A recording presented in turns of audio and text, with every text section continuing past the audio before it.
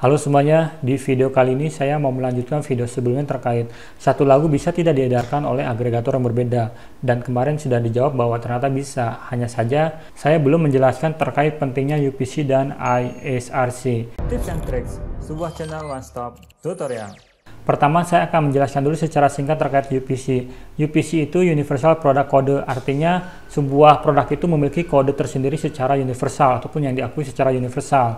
Nah, maka kemudian lagu juga memiliki UPC kalau mau diedarkan ke berbagai toko digital yang ada di dunia.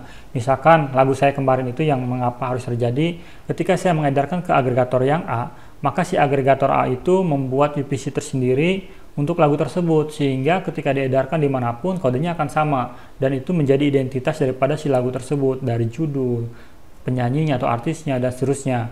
Makanya kalau kita sebagai musisi indie pemula yang mau mengedarkan lagunya ke berbagai toko digital yang ada di dunia, maka kita harus memiliki UPC tersebut. Nah, cara mendapatkannya ada dua cara. Yang pertama, kita membeli UPC. Yang kedua, kita disediakan gratis oleh agregator di mana kita akan mengedarkan lagu tersebut. Nah, dalam hal ini kan saya menggunakan DistroKid ya, sehingga di DistroKid itu gratis. Artinya saya nggak perlu lagi membayar untuk UPC tersebut. Nah, kalau di CD Baby misalnya, kalau kita mau mengedarkan lagu kita, maka kita selain membayar biaya mengedarkan lagu tersebut, kita juga harus membayar tambahan untuk kode UPC tersebut. Nah, kemudian yang kedua adalah ISRC, yaitu International Standard Recording Code. Nah, ini kode untuk merekam bagaimana si produk tersebut di pasaran, artinya berapa banyak yang terjual, kalau dalam hal ini lagu misalnya berapa banyak yang download, streaming, dan seterusnya. Maka kemudian kalau kita mau mengedarkan lagu tersebut ke toko yang lain yang mana harus memerlukan UPC, ya maka kita harus mencari UPC di agregator sebelumnya.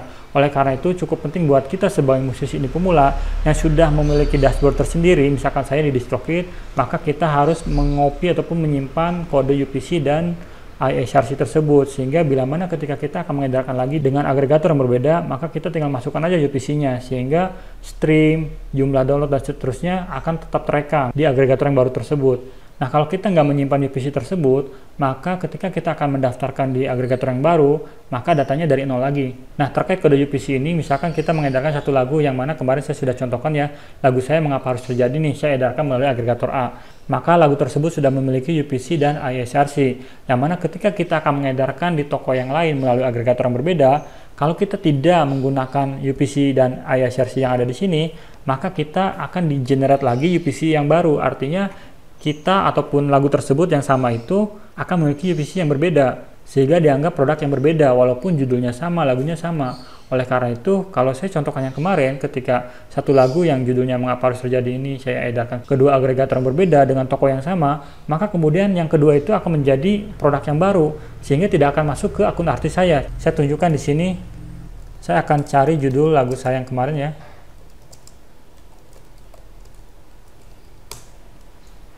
Nah, jadi yang kedua itu produknya itu bukan di akun artis saya yang ini. Dia masuknya ke various artist topik. Jadi yang saya pahami intinya produk yang kedua ini karena UPC-nya berbeda dengan yang ini, maka kemudian dia masuknya ke kompilasi artis. Sehingga kalau kita ingin di toko yang sama tersebut masuknya ke akun artis juga, maka harus masukkan kode UPC yang sama dengan kode UPC sebelumnya. Oleh karena itu, pentingnya kita menyimpan kode UPC dan ISRC di agregator sebelumnya. Nah, kalau kita menggunakan agregator, artinya reseller ya, artinya kita tidak mempunyai dashboard seperti DistroKid, maka kita tinggal minta aja ke agregator di mana kita mengedarkan lagu kita tersebut. Nah, kalau ternyata misalnya agregator kita itu tidak mau memberikan UPC dan ISRC sebuah lagu yang kita edarkan tersebut, maka ada cara lain untuk mencari tahu UPC dan ISRC daripada lagu kita tersebut. Maka dari itu, saya akan buat tutorialnya di video selanjutnya. Itu dulu ya video kali ini. Buat yang baru mampir, silahkan untuk dengarkan lagu-lagu saya dan juga subscribe channel ini. Terima kasih.